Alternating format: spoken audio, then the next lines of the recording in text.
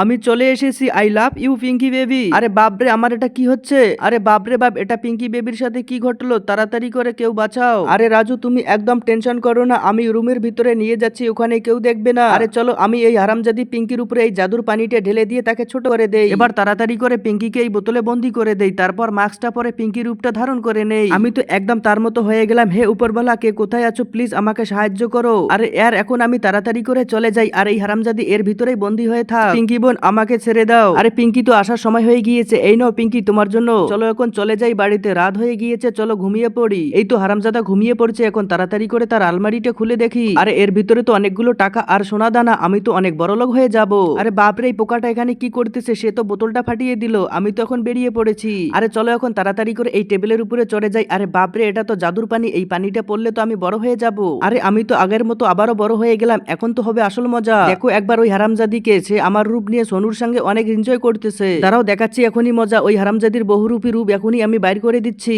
আরে বাপরে, এটা কি হলো? আমি তো সেই আগের মতো হয়ে গেলাম। আরে বাপরে হারামজাদি, তুই এত বহুরূপী, তাহলে আমার পিঙ্কি বেবি কোথায়? আরে সোনু বেবি, আমি হলাম পিঙ্কি। এই হারামজাদি টিনের বাচ্চা ওই ফুলের উপরে বিহুশ করার ওষুধ লাগিয়ে আমাকে বিহুশ করে দিয়েছিল। উপরওয়ালার কাছে লাখ লাখ শুকরিয়া, আমি আগের মতো ফিরে এসেছি। বন্ধু, আমি তোমার মায়ের কসম দিচ্ছি, ভিডিওতে লাইক করে চ্যানেলটা সাবস্ক্রাইব করে দাও।